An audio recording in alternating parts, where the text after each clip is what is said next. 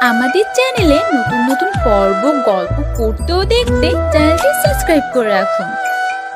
ধীরে ধীরে আমিও যেন মাতাল হয়ে যাচ্ছি। ঝাঁপিয়ে পড়লাম নিরীহ বেশ্যা মেয়েটার উপর। এইদিকে মেয়েটা ব্যথায় কাতরাচ্ছে, আমি সেই দিকেও খেয়াল না করে পশু হয়ে উঠলাম। মেয়েটা কুমারী থাকায় অনেক ব্লিডিং হয়েছে। নিজের কাজ শেষ করে ফ্রেশ হয়ে আসলাম। মেয়েটা তখনও বিছানায় ব্যথায় ছটফট করছে। মেয়েটাকে ফ্রেশ হতে সাহায্য করলাম। জানি মেয়েটার অনেক কষ্ট হয়েছে। আমি আরো এখন বিছানায় বসে আছি। মেয়েটা ধীরে ধীরে স্বাভাবিক হতে লাগলো। কেমন বোধ করছো এখন?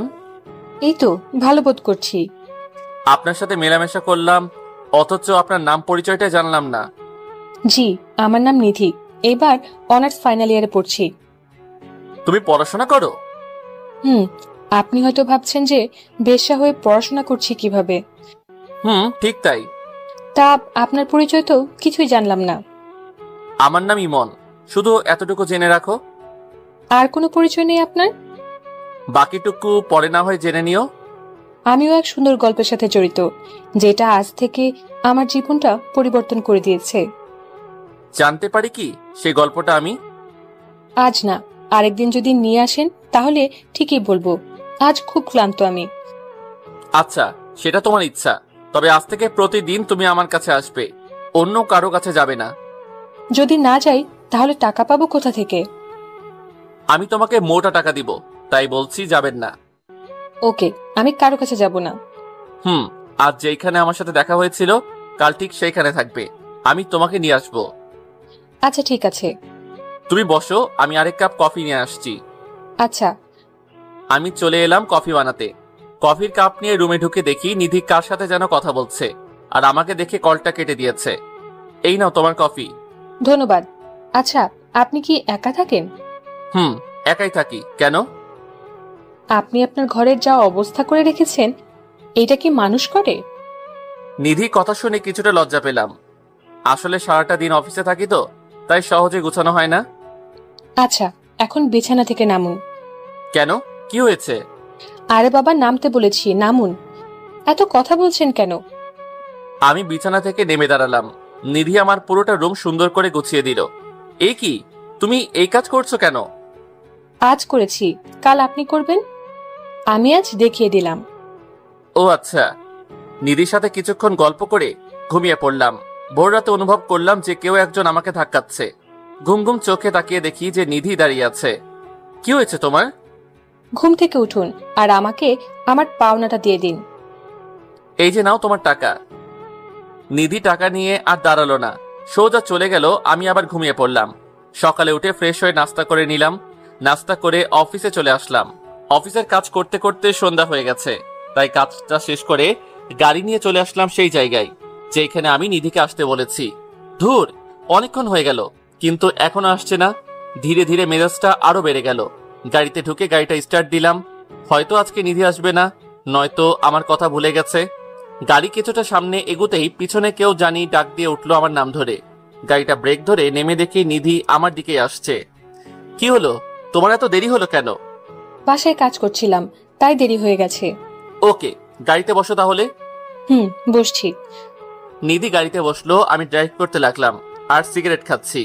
আচ্ছা, আপনার এটা না খেলে হয় না? সিগারেটের কথা বলছো? ওইটার কথা বলছি।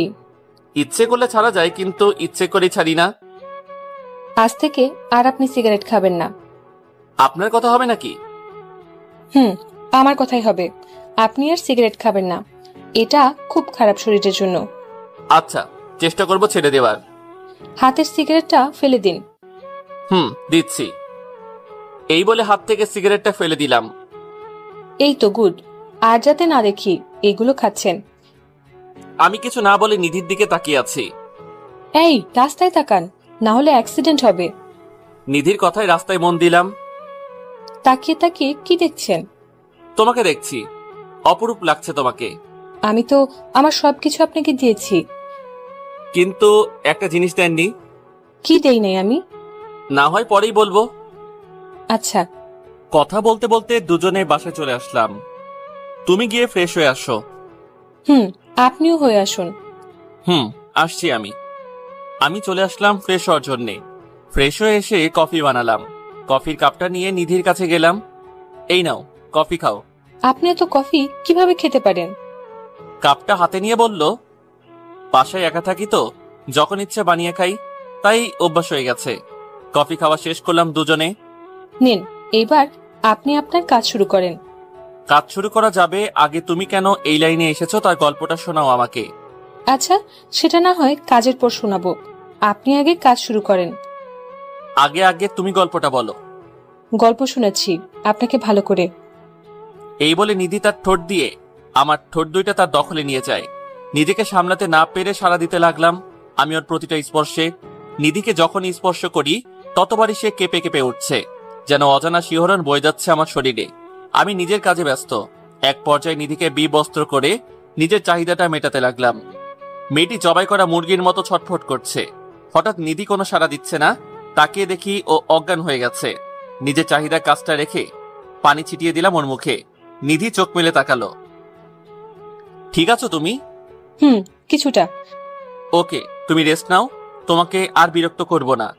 না না, আপনি আপনার কাজ করে যান, আমি সহ্য করে থাকতে পারবো। তুমি একটু অপেক্ষা করো, আমি কফি নিয়ে আসছি। আচ্ছা।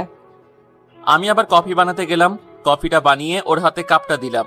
দুজনে পাশাপাশি বসে আছি। ও কাপে চুমুক দিচ্ছে আর কথা বলে যাচ্ছে। এমন সময় ওর কল আসলো। ও আমার কলটা ধরতে বিব্রত হচ্ছে, সেটা আমি বুঝতে পেরেছি। তুমি কলটা ধরো আর স্পিকার অন করে কথা বলো।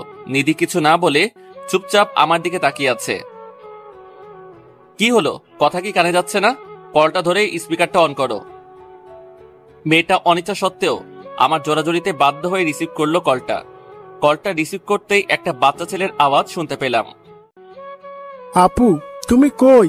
আজকেও বাসায় আসবে না? আজকে অনেক চাপ রে অফিসে, তুই খেয়ে ঘুমিয়ে যা। না, আমি তোমাকে ছাড়া খাবো না, তুমি আসলে খাবো। তুই এখনো কিছু খাস নাই? না, তুমি না আসলে আমি খাবো না। একটু বুঝার চেষ্টা কর ভাই, আমি কাজে আছি।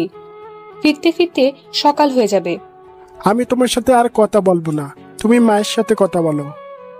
কিরে নিধি, তুই আজকেও কি বাসায় আসবি না? কি করে আসি আমি? চাপ অনেক, আসা সম্ভব হবে না। তুই ছাড়া যে অপু খাবার খাবে না। তুমি ওকে একটু বুঝিয়ে শুনিয়ে খাইয়ে দাও। চেষ্টা করেছি অনেক, কিন্তু পারছি না। তুমি ওকে মোবাইলটা আবার দাও। বলো আপু। লক্ষ্মী ভাই আমার, আজকে খেয়ে নে, কাল আমি থাকবো তোর সাথে, আর তোর জন্য অনেক চকলেট কিনে আনবো। আচ্ছা, আজকের মতো খাচ্ছি, আর খাবো না। খেয়ে চুপ করে ঘুমিয়ে যা। আচ্ছা আপু, মায়ের সাথে কথা বলো। কিরে, কিছু বলবি? তুই কি কিছু খেয়েছিস? খেয়েছি আমি, তোমরা খেয়ে ঘুমিয়ে যাও। আচ্ছা, সকালে তাড়াতাড়ি চলে আসিস। আচ্ছা, আসবো। নিধি কল কেটে দিল। পাশে বসে থাকা আমি পাথর হয়ে বসে রইলাম। খেয়াল করলাম ওর চোখের কোণে পানি। রাতে খাবার খেয়েছো? খেয়েছি। আমার দিকে তাকাও। নিধি আমার দিকে একবার তাকিয়ে চোখ নামিয়ে ফেলল। তোমার চেহারায় বলে দিচ্ছে তুমি কিছু খাওনি, তাহলে মিথ্যে বলেছ কেন? নিধি চুপ করে রইল। 1 মিনিট অপেক্ষা করো, আমি আসছি। কই যাবেন আপনি? একটু আসছি, তুমি বসো। এই বলে আমি রান্নাঘরে এসে কিছু খাবার বেড়ে নিলাম নিধির জন্য। খাবারটা নিয়ে রুমে গেলাম। আমার হাতে খাবার দেখে নিধি কিছুটা অবাক হলো। অবাক হওয়ার কিছুই নেই, তোমার জন্য খাবার এনেছি। আমার খিদে নেই, আমি খাবো না। একদম চুপ, আর একটা কথা বলবা না। নিধি ধমক খেয়ে চুপ করে বসে রইল। নাও, হা করো, আমি ওকে খাইয়ে দিব। এটা দেখে ও চমকে গেল। আপনি খাইয়ে দিবেন? আমি খাইয়ে দিব। সমস্যা আছে তোমার? নিধি মাথা নাড়িয়ে না বলল। তাহলে হা করো, আমি খাইয়ে দেই। নিধি হা করলো। আমি তাকে খাবারগুলো খাইয়ে দিতে লাগলাম। নিধি খাচ্ছে আর আমার দিকে তাকিয়ে আছে। এইভাবে কি দেখছো? আপনাকে দেখছি। কেন, আমাকে আগে দেখো নাই? দেখেছি, বাট এই রূপে আগে দেখি নাই। আচ্ছা, কথা না বলে চুপচাপ খেয়ে নাও। নিধিকে খাইয়ে বাকি খাবারগুলো রেখে আসলাম। এইবার বলো, তুমি কেন এই পথে নেমেছ? এই প্রশ্ন করার পর নিধি কিছুটা কষ্ট পেলাম, সেটা আমি বুঝতে পেরেছি স্পষ্ট। কি হলো, বলবা না? শুনতে চান আমার গল্প? তাহলে শুনুন। আমার জীবনে কোনো অভাব ছিল না। ভাবিনি কোনোদিন শরীর নিয়ে ব্যবসা করব। আমার বাবার অঢেল সম্পত্তি ছিল। বাবা মারা যাওয়ার পর থেকে চাচারা সব কেড়ে নিয়ে আমাকে আর আমার ভাই আর আমার মাকে রাস্তায় বের করে দেয়। ইদানিং আমার ভাই কঠিন অসুখে ব্যস্ত। তার চিকিৎসার জন্য অনেক টাকা প্রয়োজন। মায়ের সামর্থ্য নেই টাকার জোগাড় করার, তাই বাধ্য হয়ে ভাইয়ের জন্য এই পেশাটা গ্রহণ করলাম। নিধি এগুলো বলছে আর কাঁদছে। কেন জানি না, আজ ওর কথা শুনে আমার কাছেও খারাপ লাগছে। আমি ওর চোখের পানি মুছে দিলাম। আজ থেকে তোমার ভাইয়ের চিকিৎসার ব্যবস্থা আমি করে দিব, দায়িত্ব নিলাম আমি। নিধি আমার দিকে হা করে তাকিয়ে আছে। আমি ভেবে বলছি, আমি নিলাম তোমার ভাইয়ের দায়িত্ব।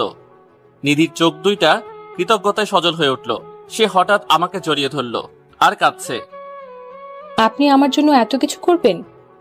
এত কিছুই কই হলো, এইবার আমাকে ছেড়ে দাও। নিধি আমাকে ছেড়ে দিল। কাল থেকে তুমি আর এইসব কাজে আসবে না, আর বাসায় নিজের পরিবারকে সময় দিবা। আপনার কাছে না আসলে তো টাকা দিবেন না। তোমাকে আমি টাকা দিব, তাই তোমার আশা লাগবে না। আর নিজের পড়াশোনাটা চালিয়ে যাও। আচ্ছা। আর আজ থেকে আমাকে তুমি করে বলতে হবে, পারবে না বলতে? পারবো। আচ্ছা, তোমার নাম্বারটা দাও, সময় হলে কল দিব। আচ্ছা, দিব। এইভাবে নিধির সাথে কিছুক্ষণ কথা বললাম, বলেই দুজনে ঘুমিয়ে পড়লাম। সকাল ভোরে ভোরে আমি ঘুমে থাকতেই নিধি চলে গেল। সকালে উঠে ফ্রেশ হয়ে নাস্তা করে নিধিকে কল দিলাম। হ্যালো, কে বলছেন? আমি ইমন বলছি। বলো। এই, তুমি যাওয়ার সময় আমার কাছ থেকে বলে যাওনি কেন? দেখলাম তুমি ঘুমে, তাই আর ডাকি নাই। নিজের পাওনাটা নিবে না? ওইটা না হয় আমার ভাইয়ের জন্য জমা থাকুক। ও আচ্ছা। নাস্তা করেছো? করেছি। তুমি করেছো? করেছি। এখন কলেজে যাচ্ছি। ওকে, সাবধানে যেও। তুমিও সাবধানে অফিসে যেও। বাই। Okay, bye. কলটা কেটে দিয়ে অফিসের জন্য রেডি হয়ে অফিসে চলে আসলাম। কাজ করতে করতে দুপুর হয়ে গেছে। এমন সময় নিধির কল আসলো। বলো নিধি। এই, দুপুরে কিছু খেয়েছো? না, পরে খাবো। তুমি খেয়েছো? খেয়েছি। তুমি খাওনি কেন? পরে খাবো, কাজ করছি তাই। ওকে, দ্রুত খেয়ে নিবা। খাবো। আজকে তোমার আর আমার বাসায় আসার প্রয়োজন নেই, তুমি বাসায় থেকো। আচ্ছা, থাকবো। ওকে, বাই। কল কেটে দিয়ে অফিসের কাজে মন দিলাম। কাজটা শেষ করে বাসায় ফিরে আসলাম। রাতের খাবার খেয়ে নিলাম। ঘুমানোর জন্য প্রস্তুতি নিয়ে ঘুমিয়ে পড়লাম। এই কি নিধি, তুমি হঠাৎ বাসায়? তোমাকে ইনভাইট করতে এসেছি। আমাকে ইনভাইট করতে এসেছো? কিসের জন্য? আগামী পরশু আমার বিয়ে, তার ইনভাইট। নিধির কথা শুনে যেন আকাশ থেকে পড়লাম। আমিও যে নিধিকে মনে মনে অনেকটাই ভালোবাসি, হয়তো প্রকাশ করা হয়নি, তাই বলে নিধি বিয়ে করবে? এসব কি বলছো তুমি? তোমার বিয়ে মানে? আমার বিয়ে মানে আমার বিয়ে। তাহলে আমার কি হবে? তোমার কি হবে মানে? আমিও যে তোমাকে খুব ভালোবাসি। কি? তুমি আমাকে ভালোবাসো? অনেক ভালোবাসি তোমাকে। তোমাকে ছাড়া থাকা যে অসম্ভব। তাহলে সেটা প্রকাশ করলে না কেন? তোমাকে হারানোর ভয়ে, যদি তোমাকে হারিয়ে ফেলি তাই। এখন তো আমাকে হারিয়ে ফেলেছো, কয়দিন পর আমি আরেকজনের বউ হব। না প্লিজ নিধি, এমনটা করো না। আমি যে অসহায় হয়ে যাব। নিধি কিছু না বলে হাঁটতে লাগলো। আমি ওকে পিছন থেকে ডাকছি, নিধি দাঁড়াও, প্লিজ দাঁড়াও। হঠাৎ ঘুমটা ভেঙে গেল আমার। পুরো শরীর দিয়ে আমার ঘাম বের হচ্ছে। তাহলে কি এটা স্বপ্ন দেখলাম? কিন্তু নিধিকে নিয়ে দেখলাম কেন? বুকটা এখনো ধপাস ধপাস করছে। ঢকঢক করে এক গ্লাস পানি খেয়ে নিলাম, তাও যেন কেউ বুকের ভিতর হাতুড়ি দিয়ে পিটাচ্ছে। আচ্ছা, আমি নিধিকে নিয়ে এই স্বপ্ন দেখলাম কেন? এই 2 দিনে মেয়েটার প্রতি মায়া জন্মে গেছে, তাই বলে এই স্বপ্ন দেখবো আমি? নিধিকে একটা কল দিব? না থাক, হয়তো এখনো ঘুমিয়ে আছে, তাই আর কল দিলাম না। হঠাৎ মোবাইলে যেন কেউ কল দিয়ে বসলো। তাকিয়ে দেখি নিধির কল। কি ব্যাপার নিধি, এই সময় কল দিল কেন? কোনো সমস্যা হয়নি তো? দ্রুত মোবাইলটা রিসিভ করলাম। এত রাতে কল দিলে যে, কোনো সমস্যা হয়েছে? না, আমার ঘুম আসছে না, তাই কল দিয়েছিলাম। তোমাকে বুঝি বিরক্ত করলাম?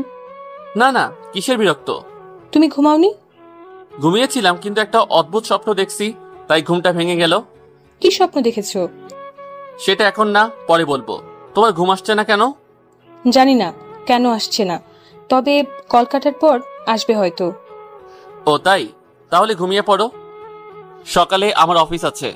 ওকে, গুড নাইট। Good night. কলটা কেটে দিয়ে আমি আবারও হারিয়ে গেলাম ঘুমের রাজ্যে। সকালে ঘুম থেকে উঠে ফ্রেশ হয়ে নিলাম। নাস্তা করার পর দেখি নিধি কল দিয়েছে। কলটা রিসিভ করলাম। বলো। এই, তুমি কি বেরিয়েছো? না, এই তো এখন বের হব। আচ্ছা, তুমি বের হও। কেন, কি হয়েছে? কিছু না, তুমি বের হও। এই বলে নিধি কল কেটে দিল। আমি রেডি হয়ে নিচে আসলাম। নিচে এসে দেখি নিধি দাঁড়িয়ে আছে। আরে তুমি, তাও এই সময়? কলেজে যাব। তো যাও, এইখানে কি? আমি তোমার সাথে যাব। আচ্ছা, তাহলে অফিসে যাওয়ার সময় নামিয়ে দিব তোমাকে। আচ্ছা। দুজনে গাড়িতে বসলাম। আমি ড্রাইভ করছি। কাল রাতে ঘুম হয়েছে? হয়েছে কোনো মতে। বেশি ভালো না হওয়ার কারণ? কারণটা অন্য কেউ, যে আমার রাতের ঘুমটা কেড়ে নিয়েছে। তা কে সে ব্যক্তি? নাম বলা যাবে না, আছে একজন। তা তোমার ঘুম না আসার কারণ? আমার কারণ আছে, সেটা বলা যাবে না। কি এমন কারণ যে আমাকে বলা যাবে না? এখন না, পরে বলবো। আচ্ছা, হঠাৎ আমার সাথে কলেজে যাবার কারণ? কোনো কারণ নেই, এমনি যাচ্ছি। তা কাল কি স্বপ্ন দেখেছো তা তো বলবে না? সেটা বলে দিলে তো মনের কথা বলা হয়ে গেল। মানে বুঝলাম না। না কিছু না, এমনি। এখন গাড়ি চালান। আমি কথা না বলে ড্রাইভ করতে লাগলাম। নিধিকে কলেজে নামিয়ে দিয়ে আমি চলে আসলাম অফিসে। আজ অফিসে কাজ কম, তাই বসে বসে রেস্ট নিচ্ছি। হঠাৎ দেখি নিধি আমার ক্যাবিনে ঢুকলো। ওর দিকে তাকিয়ে আছি হা করে। আরে নিধি, তুমি এইখানে? আমার অফিস চিনলে কেমনে? আর এইখানে এসেছো কেন? আরে স্যার, কি বলছেন? আমি ফারিহা, নিধি না। ফারিয়ার কথায় ঘোরটা কেটে গেল। তাকিয়ে দেখি ফারিয়ার সামনে দাঁড়িয়ে আছে। ও তুমি? আসলে সরি, আমি বুঝতে পারি নাই। ওকে স্যার, সমস্যা নাই। তা কোনো সমস্যা আছে? স্যার, ফাইলটা কিছু সমস্যা করেছে, একটু দেখেন তো। কই দাও ফাইলটা। ফারিয়ার কাছ থেকে ফাইলটা নিয়ে ওকে বুঝিয়ে দিলাম। ওকে স্যার, তাহলে আমি যাই। ওকে যাও। আচ্ছা, আমি ফারিয়াকে নিধি মনে করলাম কেন? সব জায়গায় কেন যেন আমি নিধিকে দেখতে পাই। অফিসের কাজ শেষ করে বাসায় ফিরে নিজের জন্য কিছু রান্না করলাম। এমন সময় নিধির কল আসলো। এই কি করো? কি আর করবো, রান্না করছি। রান্না করতে বুঝি কষ্ট হয়? কেন, তুমি করো নাই কোনোদিন? না, মা সবসময় রান্না করে, তাই আমার করার প্রয়োজন নেই। আমার তো মা নেই এইখানে, তাই আমি নিজে রান্না করছি। ওকে, তাহলে খাওয়ার পর কল দিও আমাকে। ওকে দিব। কলটা কেটে দিয়ে খাবারটা খেয়ে শুয়ে রইলাম, আর পাশাপাশি মোবাইল টিপছি। আবার নিধি কল দিল। বলো। তোমার কি খাওয়া এখনো হয়নি? হয়েছে, আর এখন মোবাইল টিপছি। আমাকে কল দেওয়ার কথা কি মনে ছিল না? ও, একদম ভুলে গেছি, সরি। ভুলে তো যাবেই। আচ্ছা শোনো না। বলো। আপু আর মা তোমাকে দেখতে চায়। তা কিভাবে দেখা করব? আমার তো অফিস আছে। না, আমি কোনো কিছু শুনতে চাই না। তোমাকে আসতেই হবে কাল। কাল আসতেই হবে? আমি কাল কলেজে যাব না, আর তুমি কাল আমাদের বাসায় আসবে। আমি তো ঠিকানা জানি না। আমি মেসেজ করে পাঠিয়ে দেব তোমাকে। আচ্ছা ঠিক আছে, আসবো। আমি তোমার অপেক্ষায় থাকবো। আচ্ছা তুমি ঘুমাও, গুড নাইট। ওকে, গুড নাইট। কলটা কেটে দিয়ে কিছুক্ষণ মোবাইল টিপলাম, তারপর তলিয়ে গেলাম গভীর ঘুমে। সকালে উঠে ফ্রেশ হয়ে মোবাইলটা চেক করে দেখি নিধি তার ঠিকানা পাঠিয়ে দিয়েছে। নাস্তা করে রেডি হলাম নিধির বাসায় যাওয়ার জন্য। ওদের বাসার ঠিকানা খুঁজে বের করে ওদের দরজায় কলিং বেল চাপ দিয়ে দাঁড়িয়ে আছি। একটু পর একজন মহিলা এসে দরজাটা খুলে দিল। কে আপনি? আর কাকে চাই? মানে নিধি নামের কেউ থাকে এখানে? তোমার নাম কি ইমন? জি, আমার নাম ইমন। ও, তাহলে তুমি ইমন। আসো বাবা, ভিতরে আসো। আমি মহিলার পিছন পিছন ভিতরে ঢুকলাম। আমি সোফাতে বসে আছি, এমন সময় একটা ছেলে আসলো আমার কাছে। ভাইয়া, আপনি এসেছেন? জানেন, আপনার জন্য এতক্ষণ ধরে অপেক্ষা করছি। তোমার নাম অপু? কেন, তুমি আমাকে চিনো না? তোমাকে তো আগে দেখি নাই, তাই চিনতেও পারি নাই। জানো, আমি তোমার নামে আপুর কাছে অনেক কিছু জেনেছি। তা কি জেনেছো? তোমার নামে অনেক সুনাম করেছে আপনি। তাই নাকি? তা তোমার আপু কই? আপু তো ও রুমে। আচ্ছা, আমি ডাক দিয়ে আসি। দাও। আপু চলে গেল নিধিকে ডাকার জন্য। আমি ওদের বাড়ির চারপাশে দেখতে লাগলাম। আরে তুমি এখানে? আর আমি তোমাকে খুঁজে যাচ্ছি। নিধির কথা শুনে ওর দিকে তাকিয়ে হা করে দাঁড়িয়ে আছি। নিধি আজ সুন্দর করে সেজেছে, ঠিক আমার মনের মতো। নীল কালার একটা ড্রেস, চোখে কাজল, আর ঠোঁটে হালকা লিপস্টিক। ওকে দেখতে দারুণ লাগছে। এই কি হলো তোমার? নিধি ধাক্কা খেয়ে ধ্যান ভেঙে গেছে। ওর দিকে তাকিয়ে আছি। আমার ডায়াবেটিস হয়েছে মনে হয়। তোমার ডায়াবেটিস হয়েছে কখন আর কিভাবে? এত সুন্দর আর মিষ্টি করে সাজলে তো ডায়াবেটিস হবেই। হ্যালো মিস্টার, আমি আপনার ডায়াবেটিসের জন্য সাজিনি, সেজেছি ঘুরবো বলে। তুই ঘুরতে যাবে আজকে? যাব, তাও তোমার সাথে। আমার সাথে মানে? তোমাকে এখানে আনার প্ল্যান হচ্ছে মা আর আপুর সাথে পরিচয় করিয়ে দিয়ে তারপর আমি আর তুমি সারাদিন ঘুরবো। আমি যদি না ঘুরতে যাই তাহলে কি করবে? মেরে নাক ফাটিয়ে দেব। এখন চলো। চলো। আজকে প্রথম নিধির সাথে ঘুরতে যাব। ভালোবাসার মানুষের সাথে ঘুরতে যাওয়ার অনুভূতি আগে হয় নাই, আর আজকে নিধিকে প্রপোজ করে দিব। যা হবার হবে। আউচ! এই তুমি আমাকে চিমটি কাটলে কেন? তুমি কি বয়রা নাকি? অনেকক্ষণ যাবত আমি ডাকছি অথচ তুমি শুনছো না। আসলে আমি একটা কথা ভাবছি, তাই শুনতে পারি নাই। এভাবে হাঁটবে নাকি একটা রিক্সা নেবে? ওকে দাঁড়াও, আমি রিক্সা ডাকছি। একটা রিক্সা ডেকে নিধির পাশে বসলাম। নিধির পাশে বসতেই আজান শিহরণ দিয়ে কাজ করছে মনে। ইমন, তুমি কি কিছুই বুঝো না? আমি আবার কি বুঝবো? সত্যি কিছু বুঝো না? আরে আজব তো, বলবো তো কি বুঝবো। না কিছু না, এমনি বললাম। চলো রিক্সা থেকে নেই, ওই জায়গায় যাই। চলো। রিক্সা থেকে নেমে ভাড়াটা পরিশোধ করে আমি আর নিধি চলে আসলাম একটা লেকের পাশে। চারদিকটা খুব শান্ত বিরাজ করছে। একটা পিচ্চি মেয়ে ফুল নিয়ে যাচ্ছে। আমি ওর কাছ থেকে অনেকগুলো গোলাপ কিনলাম। এগুলো আবার কার জন্য কিনেছো? আমি কিছু না বলে ওর সামনে গিয়ে হাঁটু গেড়ে বসলাম। চুপচাপ ওর মুখের দিকে তাকিয়ে বলতে লাগলাম, জানি না তুমি আমাকে কি জাদু করেছো। শত ব্যস্ততার মাঝে মাঝে আমি শুধু তোমাকে দেখতে পাই। আমার প্রতিটা নিঃশ্বাসে যেন তোমার অস্তিত্ব খুঁজে পাই। আমার প্রতিটা অনুভূতি যেন তোমাকে ঘিরে। আমি তোমাকে শত ব্যস্ততার মাঝেও ভালোবেসে ফেলেছি। পারবি কি আমার অগোছালো জীবনটা গুছিয়ে দিতে? I love you. চোখটা বন্ধ করে চুপচাপ বসে আছি নিধির উত্তরের আশায়। জানি না সে কি বলবে আমাকে। হয়তো আমাকে নিষেধ করে দিবে। হালকা চোখ খুলে দেখি নিধির চোখে পানি। আমি উঠে ওকে জড়িয়ে ধরলাম। জড়িয়ে ধরার সাথে সাথে যেন ওর কান্না আগের থেকে বেড়ে গেল। এই পাগলি, কাঁদছো কেন? এই কান্না কষ্টের নয়, বরং খুশির। কোনোদিন আমাকে ছেড়ে যাবে না তো? না, কোনোদিন যাব না। তুমি শুধু আমার। মনে থাকে যেন। আচ্ছা, এইবার চোখের পানি মুছে ফেলো বলছি। মুছলাম। এইবার মিষ্টি করে হাসি দাও। দিলাম। চলো এইবার ওইখানে গিয়ে বসি। চলো। দুজনে পাশাপাশি বসে আছি। আচ্ছা, আমাকে প্রপোজ করার চিন্তা আসলো কিভাবে? তোমাকে আমি নিজের অস্তিত্বের সাথে মিশিয়ে দিয়েছি। তা কিভাবে মিশিয়েছো? তোমাকে নিয়ে আমি রাতে স্বপ্ন দেখেছি, আবার আমার সহকর্মীকে তুমি ভেবে উল্টাপাল্টা কথা বলেছি। তাই নাকি? সব তোমার জন্য। আমাকে জাদু না করলেই পারতে। আচ্ছা, তোমার খারাপ লাগে না একজন পতিতার সাথে বসে আছো আর প্রেম করছো? নিধির মুখে পতিতা নামটা শুনে কিছুটা কষ্ট পেলাম। তুমি তো পতিতা না। তুমি তো আমার কাছে এসেছিলে আর আমি তোমাকে গ্রহণ করেছি। আমার কাছে তুমি পতিতা নও। আমাকে গ্রহণ করে কি নিজের জীবনটা নষ্ট করে দিলে? একটা থাপ্পড় দিব এখন, আর একটাও কথা বলবা না। একটা থাপ্পড় দিব এখন, আর একটাও কথা বলবা না। যেটা সত্যি তাই বললাম। আমি চলে যাব নাকি এখান থেকে? ওকে সরি, আর বলবো না। মনে থাকে যেন, আমি তোমাকে খুব শীঘ্রই বিয়ে করে নিজের করে নিব। আমাকে তোমার বাবা মায়ের কাছে নিয়ে যাবে না? অফিসটা বন্ধ দিলে আমি তোমাকে নিয়ে যাব। ওকে। এখন চলো কিছু কিনবো। কি কিনবে এখন? আগে চলো, তারপর দেখবে কি কিনি। ওকে চলো। নিধিকে নিয়ে একটা মার্কেটে গেলাম। মেয়েদের শপে ঢুকতেই নিধি হাত ধরে ফেললো। কি হলো, হাত ধরলে কেন? এটা তো মেয়েদের পণ্যের দোকান, এখানে তুমি কি করবে? ভিতরে চলো, কাজ আছে। নিধি আর আমি ভিতরে ঢুকে শাড়ি দেখতে লাগলাম। নিধি অবাক চোখে আমার দিকে তাকাচ্ছে আর আমার সাথে হাঁটছে। দুইটা শাড়ি কিনলাম, আর ছোটদের জামা আর প্যান্ট কিনলাম। আচ্ছা, এগুলো কিসের জন্য কিনেছো? আর এগুলো তো মেয়েদের কাপড়। আমি তো মেয়েদের গুলাই কিনলাম, একজনকে দিব বলে।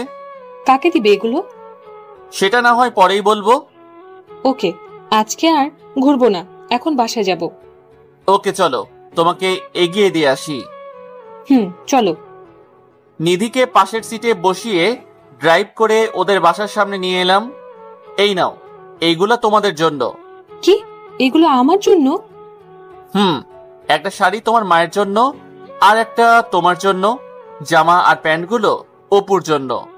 কি দরকার ছিল আমার জন্য এগুলো কেনার? চুপচাপ এইগুলো নাও, আমাকে আবার যেতে হবে। সাবধানে যেও। Okay bye. নিধিকে বিদায় দিয়ে বাসায় চলে আসলাম। বাসায় আসতে আসতে বিকেল হয়ে গেছে। পরের দিন সকালে নাস্তা করে অফিসে যাওয়ার জন্য রেডি হচ্ছি, এমন সময় নিধি কল দিল। বলো। এই, তুমি অফিসে যাওয়ার সময় আমাদের এদিক দিয়ে আসবা। কেন? তোমার সাথে কলেজে যাব, তাই এদিকে আইসো। ওইখান দিয়ে তো আমার অনেক দূর হয়ে যাবে তাহলে। হলে হোক, তোমাকে আসতেই হবে। ওকে, আমি গাড়ি নিয়ে তোমাদের ওইখান দিয়ে আসছি। ওকে, তাড়াতাড়ি আইসো, আমি অপেক্ষা করছি। আসছি। কলটা কেটে দিয়ে তাড়াতাড়ি রেডি হয়ে নিলাম।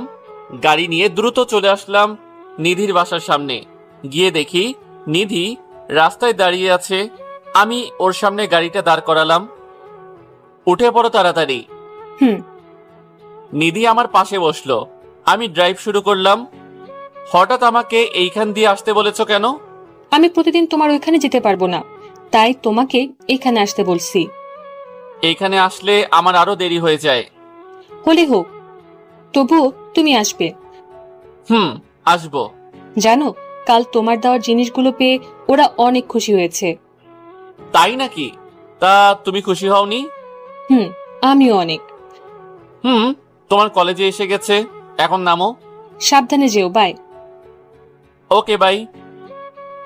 অফিসে এসে কাজ করতে লাগলাম। এমন সময় বসের থেকে খবর আসলো যে পারিপার্শ্বিক কিছু কাজের জন্য অফিস নাকি কয়েকদিন বন্ধ।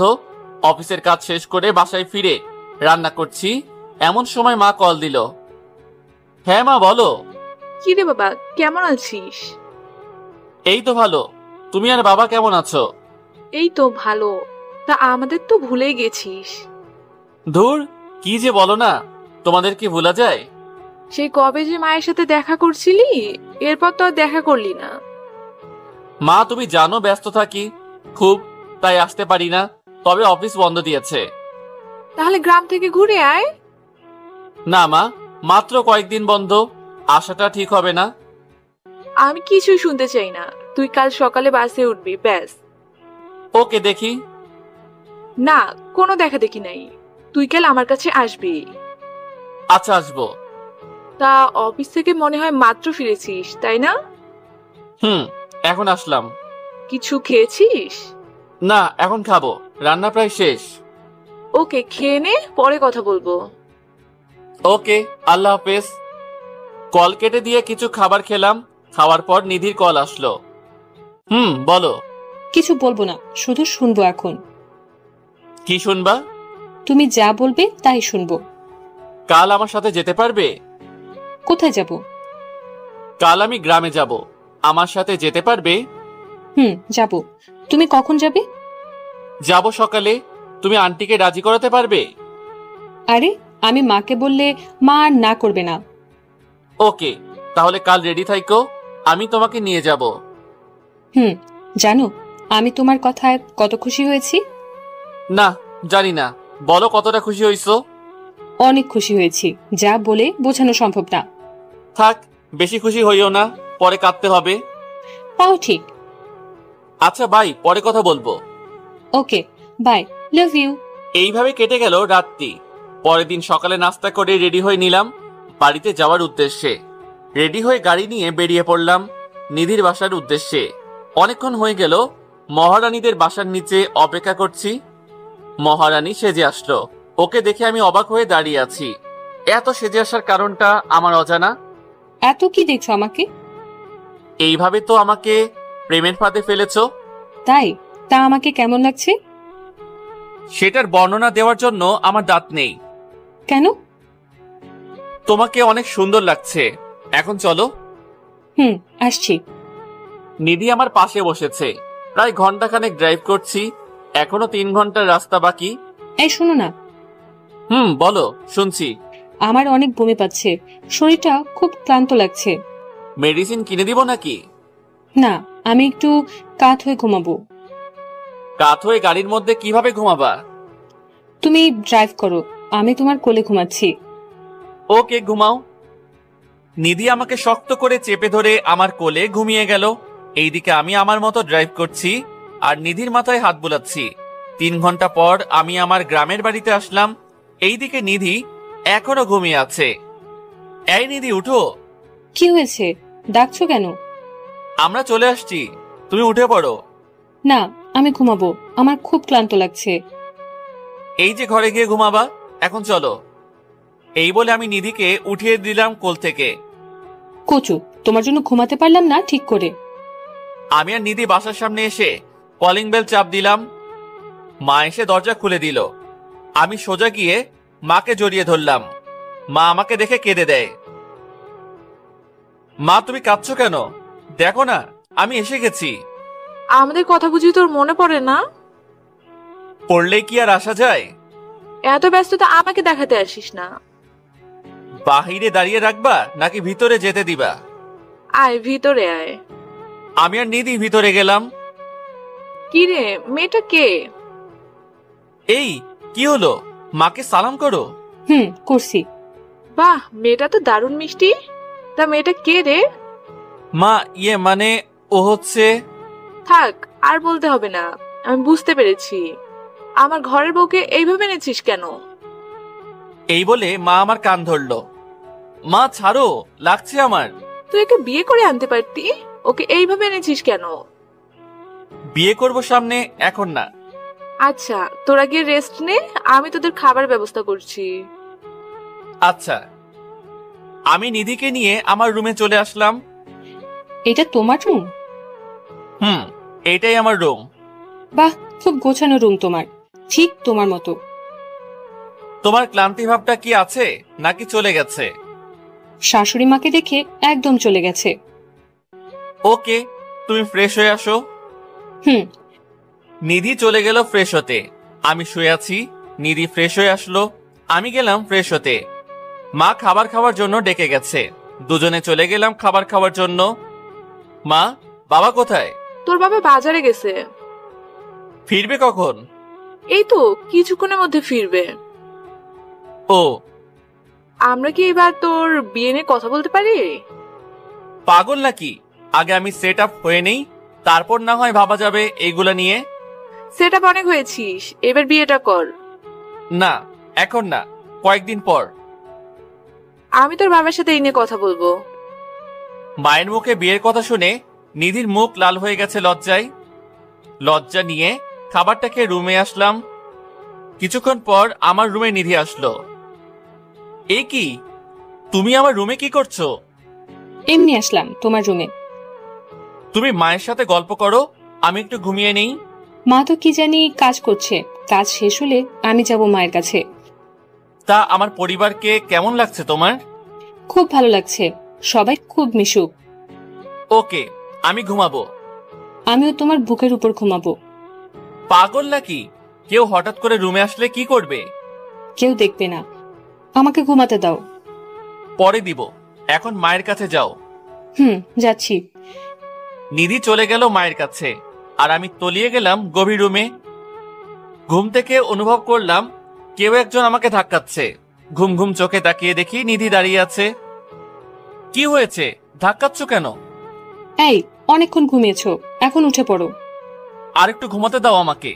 না না, দেখো রাত হয়ে গেছে, এখন উঠে পড়ো। ধুর, তোমার জন্য ঘুমাতেও পারলাম না। এখন ফ্রেশ হয়ে আসো। যাচ্ছি। ফ্রেশ হয়ে এসে মায়ের বানানো গরম গরম পিঠা খেলাম। পিঠা খাওয়ার পর ছাদে বসে আছি দোলনায়। এমন সময় পিছন থেকে কেউ কাঁধে হাত রাখলো। পিছনে তাকিয়ে দেখি নিধি দাঁড়িয়ে আছে। দাঁড়িয়ে আছো কেন? বসো এখানে। তা একা একা কি করছো? এমনি বসে আছি। তা তুমি আসলে যে? তোমাকে খুঁজে বেড়াচ্ছি আমি, তাই ভাবছি যে তুমি এখানে আছো। অনেকদিন পর গ্রামে আসায় মনটা খুব ফ্রেশ ফ্রেশ লাগছে। কাল আমাকে একটু গ্রাম দেখতে নিয়ে যাবে? যাব। হাত সরাও, আমি তোমার কোলে মাথা রেখে ঘুমাবো। ঘুমাও। নিধি আমার কোলে শুয়ে আছে, আর আমি তার মাথায় বিলি কেটে দিচ্ছি। আচ্ছা, আমরা কবে ঢাকা ফিরবো? এই তো 2 দিন পর। মাকে ছেড়ে যেতে খারাপ লাগছে আমার। বিয়ে করে বউ করে আনলে মাকে নিজে করে নিও। আমি তোমাকে এখনই নিজের আপন করে নিয়েছি। তুমি যে আমার জীবনে আসবে তা আমি কোনোদিন কল্পনা করি নাই, আর এতটা ভালোবাসবো তা আমার কল্পনার বাহিরে। আমারও ঠিক এই অবস্থা। এই, তুমি কি ঘুমাচ্ছ? তোমার কোলে মাথা রাখার পর ঘুম পাচ্ছে অনেক। তাহলে উঠে রুমে যাও, ঘুমিয়ে পড়ো। না, আমি এখানে আর তোমার কোলে ঘুমাবো। ধুর, পাগলের মতো কথা বাদ দিয়ে এখন উঠো। তোমার জন্য ঘুমাতেও পারি না ঠিক মতো। কোলে এখন না, পরে ঘুমাইও, এখন রুমে যাও। যাচ্ছি। নিধি চলে গেল রুমে। আমি কিছুক্ষণ ছাদে বসে রুমে চলে আসলাম। এসে দেখি পাগলিটা আমার রুমে ঘুমিয়ে গেছে। রুমে এসি চলছে। রুমটা অনেক ঠান্ডা হয়ে গেছে। ওর শরীরে কাঁথাও নেই, তাই একটা কাঁথা ওর শরীরে দিয়ে দিলাম। ও ঘুমের ঘোরে আমার হাতটা ধরে রেখেছে। আমি ওর কপালে একটা ভালোবাসার পরশ এঁকে অন্য রুমে চলে আসলাম। এসে ঘুমিয়ে গেলাম। পরের দিন ভোর রাতে অনুভব করলাম কেউ একজন বুকের উপর খুব চাপ দিচ্ছে। ঘুম চোখে দেখি নিধি শুয়ে আছে। আমি ওকে দেখে লাফ দিয়ে উঠেছি, যার কারণে নিধি মাটিতে পড়ে গেল। ও মারে, মরে গেলাম রে, কোমরটা মনে হয় শেষ। ওর চিৎকার শুনে দ্রুত ওর মুখ চেপে ধরলাম। এই কি করছো? এত জোরে চিৎকার করছো কেন? তুমি আমাকে ফেলে দিলে কেন? তুমি যেইভাবে শুয়েছিলা আমি ভাবছি আরো ভূত শুয়ে আছে। তাই বলে কি এইভাবে আমাকে ফেলে দিবা নাকি? হয়েছে বাবা, সরি। এখন তুমি তোমার রুমে যাও। আমি যেতে পারবো না, আমার কোমর ব্যথা করছে। কেউ দেখার আগে আমি তোমাকে দিয়ে আসি। না, আমি তোমার বুকে ঘুমাবো, তাহলে ঠিক হয়ে যাবে। আরে না, কেউ দেখে ফেললে সমস্যা হবে। কিছু হবে না, আমি সকাল হলে চলে যাব। তবুও না, তুমি এখন তোমার রুমে যাও। না, আমি যাব না, এখন আমি চিৎকার করব বলে দিলাম। ধুর, তোমাকে নিয়ে আর পারি না। তোমাকে পারতে হবে না। এই বলে নিধি আমাকে জোর করে জড়িয়ে ধরে শুয়ে পড়ে। যেভাবে শুয়ে আছো সেভাবেই থাকো, নড়াচড়া করবা না একদম। করব না। গুড। ভোরে ভোরে চলে যেও কিন্তু। ওকে। নিধিকে বুকের মাঝে রেখে আবারও ঘুমিয়ে পড়লাম। সকালে উঠে দেখি নিধি আমার বুকে এখনো শুয়ে আছে। এই উঠো, মা চলে আসবে। কি হয়েছে, ঠিক মতো ঘুমাতে দিবা না নাকি? তুমি তোমার রুমে যাও, সকাল হয়ে গেছে। এই বলে নিধিকে উঠিয়ে দিলাম। আজকে অনেক ভালো ঘুম হয়েছে আমার। ভালো হয়েছে, এখন যাও। যাচ্ছি বাবা, যাচ্ছি। সকালের নাস্তা করে নিলাম। নাস্তা করে আমি আমার রুমে বসে আছি। কিছুক্ষণ পর নিধি সেজে গুজে আমার রুমে আসলো। কি হলো? এত সাজার কারণটা কি? তুমি জানো না কেন এত সেজেছি? না, আমার তো কিছুই মনে পড়ছে না। আজকে তো আমাকে নিয়ে গ্রাম ঘুরতে বের হবা, এটাও কি ভুলে গেছো? ও, মনে পড়েছে। আচ্ছা, তুমি একটু অপেক্ষা করো, আমি রেডি হচ্ছি। তাড়াতাড়ি করো, নইলে দেরি হয়ে যাবে। আচ্ছা। দ্রুত রেডি হয়ে নিধির সামনে গেলাম। শেষ তোমার দেরি হওয়া? শেষ করলাম মাত্র। দেখি হাতটা। আমার হাত দিয়ে তুমি কি করবে? দিতে বলেছি তাও। কথা না বাড়িয়ে হাতটা বাড়িয়ে দিলাম নিধির দিকে। আউচ! এই তুমি আঙ্গুলে কামড় মারলে কেন? আমি ছাড়া কেউ যাতে নজর না দেয়, তাই এমন করেছি। ওকে, এখন চলো। নিধির হাত ধরে বেরিয়ে পড়লাম গ্রামের আলপথ দিয়ে। চারপাশে সবুজ মাঠের সমারোহ, সোনালী ফসল বাতাসে দোল খাচ্ছে। আমি নিধির হাত ধরে সামনে এগিয়ে যাচ্ছি। নিধিকে নিয়ে সারা গ্রাম ঘুরলাম। এখন দুজনের রাস্তা দিয়ে হাঁটছি আর গল্প করছি। এই ফুচকা খাবো। ধুর, এইগুলো ভালো না, অসুস্থ হয়ে যাবে। না, আমি খাবোই, চলো না খাবো। ওকে চলো। নিধির জন্য ফুচকা অর্ডার করলাম। তুমি খাবে না? না, আমি খাবো না। বুঝেছি, আমার কাছ থেকে খাওয়ার ধান্দা, তাই না? ঠিক তাই। আমার কাছ থেকে একটাও দেব না। ওকে দিও না। ফুচকা দিয়ে গেল আর নিধি খেতে লাগলো। আমি আনমনা ভাবে ওর খাওয়া দেখছি। কি দেখছো এমন করে? রাক্ষসীর খাওয়া দেখছি। কি, আমি রাক্ষসী? আরে না না, আমি তোমাকে বলি নাই, বলেছি ওই পাশের দেশ ভারতের একটা মেয়েকে। আমাকে বোকা বানিয়ে লাভ নাই। বুঝছি, তুমি অনেক চালাক। এখন খাও তুমি। তুমি হা করো, আমি তোমাকে খাইয়ে দেই। না, আমি খাবো না। হা করতে বলেছি আমি। করলাম। হা করতেই নিধি আমার মুখে একটা ফুচকা ঢুকিয়ে দিল। আমিও খেতে লাগলাম। কি কেমন লাগছে? ভালোই লাগছে। তাড়াতাড়ি খাও, মা আবার চিন্তা করবে। খাচ্ছি। নিধির খাওয়া শেষ করে আমরা চলে আসলাম বাসায়। এইভাবে গ্রামে কয়েকদিন ছিলাম। এখন আবার শহরে ফিরে যাব। ব্যাগ গোছানো শেষ। মায়ের কাছ থেকে বিদায় নেওয়ার সময় নিধি কেঁদে দিয়েছে। অতঃপর মায়ের কাছ থেকে বিদায় নিয়ে ঢাকা চলে আসলাম দুজনে। কাল সকালে অফিস আছে, তাই রাতে কিছু রান্না করে খেয়ে নিলাম। অফিস শুরু হয়েছে অনেক আগেই। মায়ের জোড়াজড়িতে অনেকদিন থাকতে হয়েছে। নিধিকে ওর বাসায় এগিয়ে দিয়ে এসেছি। রাতে খাবার খেয়ে শুয়ে আছি, এমন সময় নিধির কল আসলো। বলো। আমার কিছুই ভালো লাগছে না। কেন? মাকে খুব মিস করছি আমি। মন চায় মায়ের কাছে ফিরে যাই।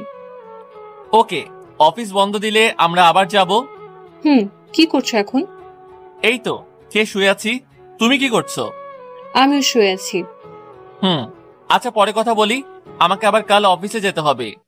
ওকে, good night, love you. Okay, love you. Call কেটে দিয়ে ঘুমিয়ে পড়লাম। পরের দিন সকালে অফিসে চলে গেলাম। ঠিক এমন সময়ে বসের ডাক আসলো। আসবো স্যার? জি মিস্টার ইমন, আসুন। ধন্যবাদ স্যার। তা আপনি দাঁড়িয়ে আছেন কেন? বসেন এইখানে। তা স্যার ডেকেছেন কেন?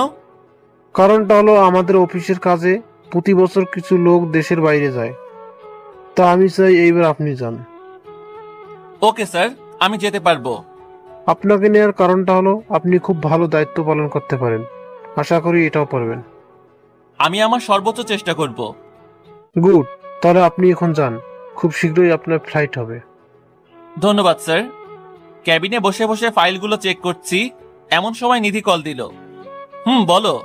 ইমন, তুমি কোথায়? একটু আসতে পারবে? নিধির কান্না শুনে যেন বুকটা মোচড় দিয়ে উঠল।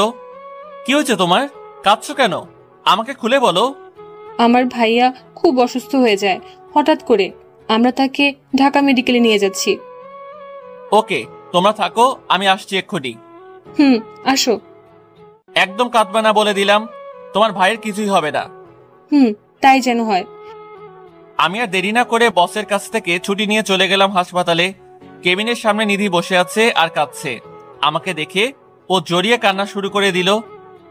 বললাম না কাঁদতে না, আবার কাঁদছো কেন? তা ডাক্তার কি বলেছে? ডাক্তার এখনো কিছু বলে নাই, তবে ওনার চেম্বারে ডেকেছিল। গিয়েছো তুমি চেম্বারে? না, এখন যাব, তুমিও সাথে চলো। আসছি। আমি আর নিধি চলে গেলাম ডাক্তারের চেম্বারে। তা ডাক্তার সাহেব, কি বুঝলেন রোগীকে দেখে? আসলে আমরা ওর চেক আপ করেছি, তাতে ধরা পড়েছে যে ছেলেটার ব্রেন টিউমার হয়েছে। ডাক্তারের কথা শুনে নিধি ঠাস করে মাটিতে বসে পড়ে। এত ভেঙে বললে চলবে নাকি? আরো শক্ত হও। আমরা কাল ওকে অপারেশন করব, তাতে অনেক টাকা যেতে পারে। টাকার কথা চিন্তা করা দরকার নাই, আপনারা আপনাদের কাজ শুরু করেন। ওকে, তাহলে কাল আমরা অপারেশন শুরু করব। তাই করুন। ডাক্তারের চেম্বার থেকে বেরিয়ে এসে অপুর ক্যাবিনে ঢুকলাম। ছেলেটা গুটিসুটি মেরে শুয়ে আছে। অপু, কেমন লাগছে এখন? জি ভাইয়া, ভালো লাগছে। তুমি খুব দ্রুত সুস্থ হয়ে উঠবে, চিন্তা করো না। আচ্ছা। আর যা যা খেতে মন চাইবে তা তোমার আপুকে বলবে। ঠিক আছে। আমি ক্যাবিন থেকে বেরিয়ে পড়লাম। নিধি, এই টাকাগুলো রাখো। না না, টাকার দরকার নেই আমার। আছে, অপুর হঠাৎ কিছু লাগতে পারে, তাই টাকাগুলো দরকার আছে। না থাক, লাগবে না। নিতে বলেছি তোমাকে। নিধি চুপচাপ আমার কাছ থেকে টাকাগুলো নিল। যা যা লাগবে আমাকে কল করে জানিও, আমি এসে দিয়ে যাব। আর চিন্তা করো না, অপু ঠিক হয়ে যাবে। তাই যেন হয়। আচ্ছা, তোমার মা কোথায়? মা টেনশন করবে বলে ওনাকে আর সাথে নিয়ে আসি নাই। ভালো করেছো, আর ঠিক মতো খাবার খাবে। তাহলে আমি যাই। ওকে, সাবধানে যেও। আমি চলে আসলাম বাসায়। অফিসের কাজে বাহিরে যাওয়ার কথা নিধিকে বলি নাই, কারণ এই অবস্থাতে যদি ওই কথা বলি তাহলে মন আরো ভেঙে পড়বে। বাসায় এসে কিছু খাবার খেয়ে নিলাম। হঠাৎ বসের কল আসলো। হ্যাঁ স্যার, বলেন। তোমার কাল অফিসে আসার দরকার নাই, তোমার কাল 7টায় ফ্লাইট। স্যার, এত তাড়াতাড়ি? হঠাৎ সময়টা নির্ধারণ করা হয়েছে। ওকে স্যার, আমি আসবো। কল কেটে দিয়ে ভাবতে লাগলাম কি করব আমি এখন। কাল অপুর অপারেশন, আবার কাল ফ্লাইট। কোন দিকে যাব আমি? ফ্লাইটের কথা যদি নিধিকে জানাই তাহলে ওর মনটা ভেঙে যাবে। না থাক, ওকে কাল আমার ড্রাইভারকে দিয়ে টাকাটা পাঠিয়ে দিব, আর সময় বুঝে ফ্লাইটের কথাটা বলবো। তাড়াতাড়ি করে ব্যাগটা গুছিয়ে নিলাম। অপুর খবর নেওয়ার জন্য নিধিকে কল দিলাম। নিধির মোবাইল বন্ধ আছে, হয়তো চার্জ নেই মোবাইলে। রাতে মোবাইলটা চার্জ দিয়ে শুয়ে পড়লাম। ভোর রাতে উঠলাম। আচ্ছা, নিধিকে কি এখন কল দিব? না থাক, ও এখন ঘুমাচ্ছে, বিরক্ত করে লাভ নাই। অপারেশনের টাকা আমার ড্রাইভারের কাছে দিয়ে আমি চলে আসলাম এয়ারপোর্টে। অফিসের আরো কর্মকর্তা আমার সাথে যাচ্ছে। আমরা সবাই সিঙ্গাপুরে যাব। সবাই বিমানে বসলো আর বিমান সিঙ্গাপুরের উদ্দেশ্যে উড্ডয়ন করলো। এইদিকে অপুর অপারেশন এখন হবে। পাটা ড্রাইভার টাকা নিয়ে এখনো যায় নাই। নিধি বাধ্য হয়ে আমাকে কল করলো। ফ্লাইট মোড অন থাকার কারণে মোবাইল বিজি বলছে। বারবার চেষ্টা করেও লাভ হয়নি। নিধির খুব চিন্তা হচ্ছে। কি হলো? আপনি কি এখনো টাকার ব্যবস্থা করতে পারেননি? ডাক্তার সাহেব, টাকার ব্যবস্থা করা আছে, আপনি অপারেশন শুরু করেন, আমি আসছি। ওকে। নিধি বাধ্য হয়ে আমার বাসায় চলে আসলো। এসে দেখে বাসায় তালা দেওয়া। যেইটা দেখার মানসিক প্রস্তুতি নিধির ছিল না। সে আবারও পাগলের মতো আমাকে কল করতে লাগলো, কিন্তু প্রতিবার বিজি বলছে। শেষমেশ সে ধপাস করে মাটিতে বসে পড়ে। তাহলে কি ইমন আমাকে ঠকালো? যাকে এত বিশ্বাস করলাম সে কিনা আমাকে ঠকাতে পারলো? নিজের সর্বস্ব দিয়েও ভাইটার জন্য কিছু করতে পারলাম না। আমি কোনোদিন ভাবতেও পারি নাই যে ভালোবাসার নাম করে সে আমাকে এভাবে ঠকাবে। তাহলে কিসের জন্য আমি নিজেকে সামলে রেখেছি? আমি আবার হয়ে উঠবো পতিতা। আরে, যার জন্য এত কিছু করলাম সেই যদি আমাকে ঠকাতে পারে, তাহলে আমি কেন ওর জন্য নিজেকে সংযত করে রাখবো? নিজের ভাইয়ের জন্য আমি সবকিছু করতে পারি। আমাকে যেই করেই হোক টাকার ব্যবস্থা করতে হবে। এই বলে নিধি নিজের ভাইয়ের জীবনটা বাঁচানোর জন্য চলে গেল পতিতালয়। সে আজ নিজেকে বিলিয়ে দিবে। যত এগুচ্ছে তত মনে হচ্ছে সে পাপের দিকে যাচ্ছে। তার মন কিছুতেই সাড়া দিচ্ছে না। অবশেষে নিজের ইচ্ছার বিরুদ্ধে সে চলে গেল পতিতালয়। একজন বড়লোক ব্যক্তি নিধিকে টাকার বিনিময়ে পছন্দ করেছে। নিধি এখন রুমে বসে আছে আর মাথাটা নিচু করে কাঁদছে। কারো উপস্থিতি টের পেয়ে সে একটু নড়ে চড়ে বসলো। এই যে সুন্দরী, ওইভাবে না থেকে আমার কাছে আসো। নিধি এইবার নিজেকে সামলাতে পারলো না, হুড়হুড় করে কেঁদে দেয়।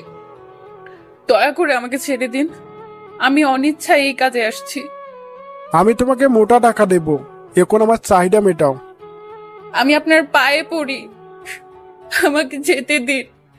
আমার শরীরে আমার ভালোবাসার স্পর্শ রয়েছে। মানে? আর আপনি অনিচ্ছায় কাজটা করছেন কেন? সে অনেক কাহিনী, আপনি কি শুনবেন সেই কাহিনী? শুনবো। নিধি তার পরিবারের কথা ও ইমনের বিশ্বাসঘাতকতার কথা প্রকাশ করে দেয় আর কাঁদতে থাকে। আপনি কাঁদবেন না, আমি আপনাকে সাহায্য করব। আপনি আমাকে সাহায্য করবেন মানে? আমি আপনাকে বোন হিসেবে সাহায্য করতে চাই। আপনার ভাইয়ের চিকিৎসার টাকা আমি দেব। আজকে তার অপারেশন। যেই ছেলে আপনার জীবন নিয়ে খেলা করেছে, আপনি তাকে ছুঁড়ে ফেলে দিন মন থেকে। তা হয়তো কোনোদিন সম্ভব নয়। আচ্ছা, সেটা আপনার ইচ্ছা। আমাকে এখন অপুর কাছে নিয়ে যাবেন? নিধির চোখ দুইটা কৃতজ্ঞতায় সজল হয়ে উঠল। চলুন, আমাকে হাসপাতালে নিয়ে চলুন। যাচ্ছি। এইদিকে আমরা ফ্লাইট থেকে নেমে হোটেলে চলে আসলাম। এসে মোবাইলটা অন করলাম, বাট চেক করা হয়নি। ফ্রেশ হয়ে খাবারটা খেয়ে কিছুক্ষণ বিশ্রাম নিলাম। সকালের ঘুম থেকে উঠে মোবাইলটা হাতে নিয়ে দেখি নিধির অনেকগুলো কল। হয়তো আমাকে না পেয়ে বারবার কল দিয়ে গেছে।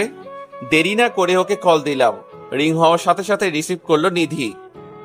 এই, তোমাকে একটা কথা বলার জন্য কল দিয়েছি। আসলে আমি... চুপ থাক তুই। তোর মতো বিশ্বাসঘাতক আর বেঈমানের কল দেওয়ার কোনো প্রয়োজন নেই। নিধির কথা শুনে যে থমকে গেলাম। এই কি নিধি, তুমি এমন ভাবে কথা বলছো কেন? বেঈমানের সাথে আর কত সুন্দর করে কথা বলবো? বুঝতে পেরেছি, আমি বাহিরে আসাতে তুমি খুব কষ্ট পেয়েছো, তাই এসব বলছো। আরে, কত কষ্ট পেয়েছি আমি তোর মতো বেঈমানকে ভালোবেসে। নিধি, তুমি এসব কি বলছো? আমার মাথায় তো কিছুই ঢুকছে না। ঢুকবেই বা কি করে? এখন তো অন্য মেয়ে নিয়ে ব্যস্ত আছিস, তাই আমাকে আর লাগবে না। নিধি সীমা অতিক্রম করবে না। আরে, আমি তো সীমার কাছেই যাইনি, আর তুই আমাকে এভাবে ঠকাতে পারলি? আরে তুমি কি বলছো? আমাকে সবটা খুলে বলো। তুই তোর চাহিদা মেটানোর জন্য আমাকে এইভাবে ব্যবহার করলি। ঠিকই শেষে নিজেকে গুটিয়ে নিয়ে পালিয়েছিস। আমি পালিয়েছি মানে?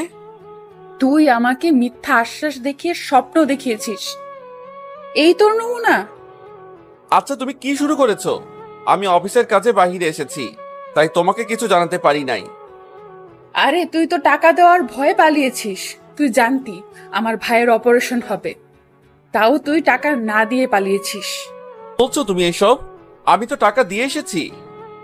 থাক, আর মিথ্যে বলতে হবে না। তুই তোর টাকা নিয়েই থাক। যে আমার বিপদে ছেড়ে চলে যায় তার কোনো দরকার নেই আমার। বিশ্বাস করো নিধি, আমি সত্যি টাকা দিয়ে এসেছি। তোমার ভুল হচ্ছে কোথাও। তোর সাথে আমার আর কথা নেই। তুই তোর রাস্তায় যা। প্লিজ আমার কথাটা শোনো, তোমার ভুল হচ্ছে। তুই আর আমাকে কল দিবি না।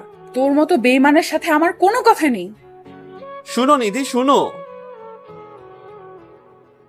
নিধিকে বারবার কল দিলাম, কিন্তু সে কল রিসিভ করলো না। এক পর্যায়ে নিধি আমাকে ব্লক করে দিল। নিধির কথাগুলো শুনে ধপাস করে মেঝেতে বসে পড়ি আমি। নিধিও আমাকে ভুল বুঝলো। আচ্ছা, আমি তো ড্রাইভারের কাছে টাকা দিয়ে এসেছি, তাহলে টাকা নিধি পেল না কেন? ড্রাইভারকে কল দিলাম, কিন্তু নাম্বার বন্ধ বলছে। বারবার দেওয়ার পরও নাম্বার বন্ধ। নিধির কথাগুলো যেন বুকের মধ্যে তীরের মতো গেঁথে গেল। যে নিধিকে এত বিশ্বাস করতাম, আমি সেই নিধি আজ আমাকে এইভাবে বলতে পারলো। না, আমাকে দেশে ফিরতেই হবে, খুব শীঘ্রই ফিরতে হবে। এইভাবে কেটে গেল 2 দিন। কোনো মতে অফিসের কাজ শেষ করে দেশে ফিরে আসলাম। বাসায় না এসে সোজা নিধিদের বাসায় চলে গেলাম। গিয়ে দেখি অপুর মাথায় ব্যান্ডেজ করানো, আর সে বাহিরে বসে আছে। আমাকে দেখে খুব খুশি হলো। ভাইয়া, তুমি এসেছো? এসেছি। তা তুমি কেমন আছো? ভালো না। এটা কি দিয়েছে মাথার উপরে? ভালো লাগে না এটা। এইটা ব্যান্ডেজ। এটা দিয়েছে যাতে তুমি দ্রুত সুস্থ হয়ে যাও। ভাইয়া, তুমি কোথায় গিয়েছিলে? তুমি আমাকে হাসপাতালে দেখতে আসো নাই কেন? আমি আসলে কাজে ছিলাম, তাই সরি ভাইয়া।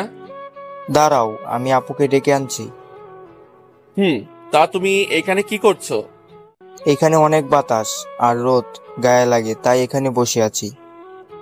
আচ্ছা, তা তোমার আপু কোথায়? তুমি গিয়ে আপুর সাথে দেখা করে এসো। আপু, তুই কার সাথে কথা বলছিস রে? নিধির কথা শুনে পিছনে তাকিয়ে দেখি নিধি দাঁড়িয়ে আছে। তুই আবার এইখানে কেন এসেছিস? আমার কথাটা তো শুনো নিধি। তোর কথা শোনার মতো টাইম আমার নেই। তোর মতো বিশ্বাসঘাতকের মুখ দেখার চেয়ে না দেখাই ভালো। আমি সত্যি আমার ড্রাইভারের কাছে টাকা দিয়ে এসেছিলাম তোমাকে দিবে বলে। তাহলে ড্রাইভার সেই টাকা কি করেছে? তোমাকে আবার বিকাশ করে দিয়েছে, তাই না? তুমি আমাকে ভুল বুঝতেছো। তুই বিদেশ যাওয়ার আগে আমার কাছে বলে যাস নাই, কারণ তুই আমাকে ব্যবহার করেছিস। আপু, তুমি ভাইয়াকে এসব কি বলছো? তুই এখানে দাঁড়িয়ে আছিস কেন? ঘরে যা। ওকে ধমকাচ্ছ কেন? ও ছোট মানুষ। থাক, ওর জন্য আর দরদ দেখাতে হবে না তোর। আর তুই আমার চোখের সামনে কোনোদিন আসবি না।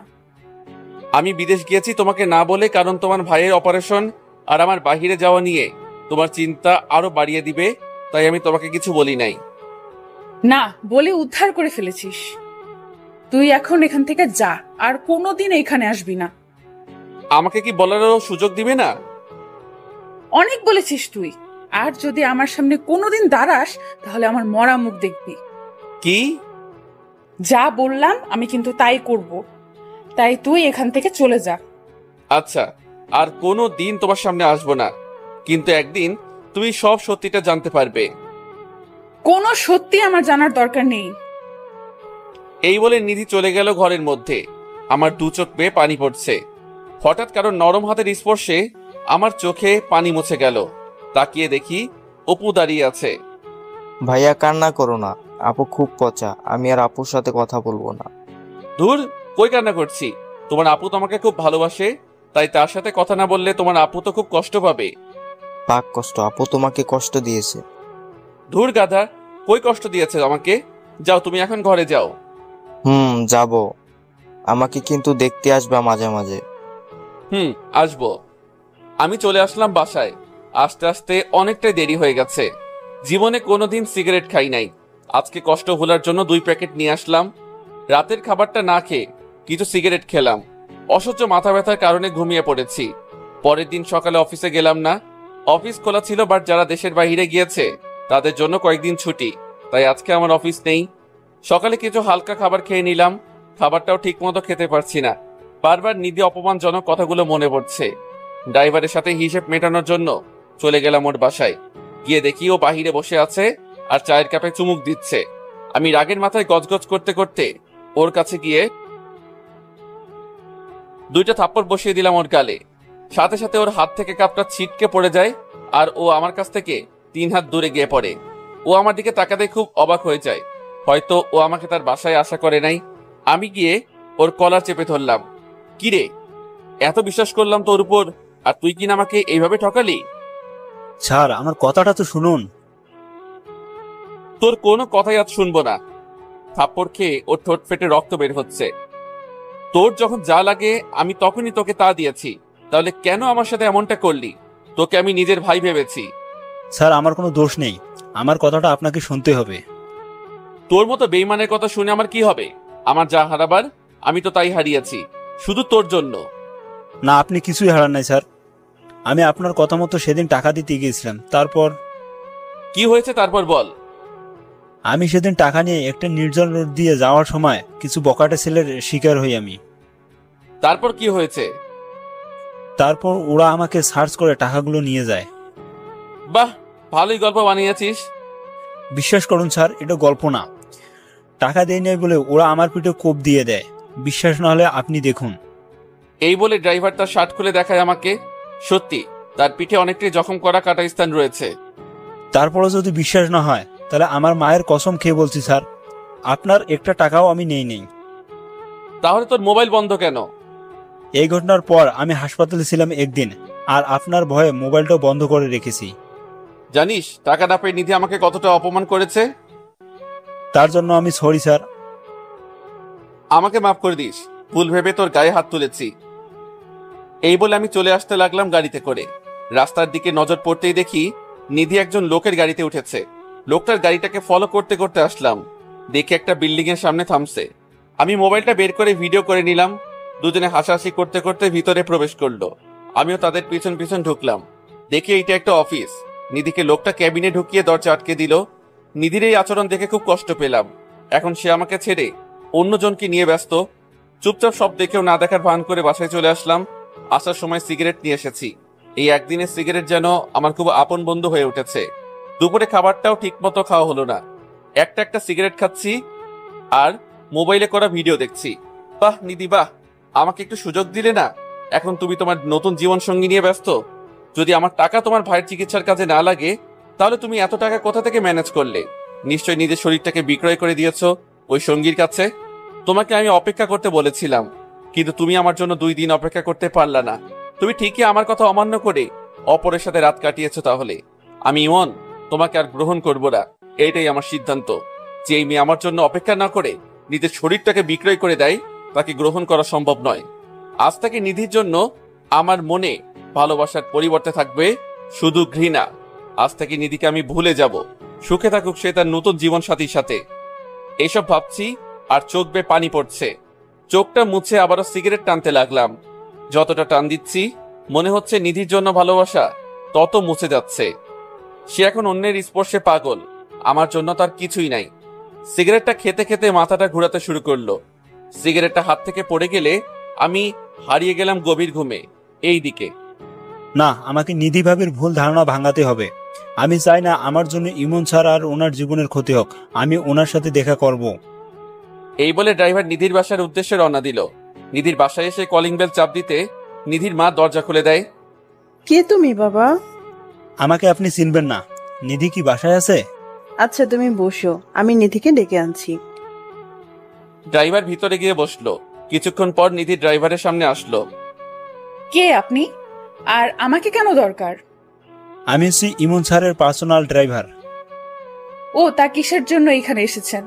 ওকালতি করার জন্য? না, স্যারের জন্য ওকালতি করার ক্ষমতা আমার নেই।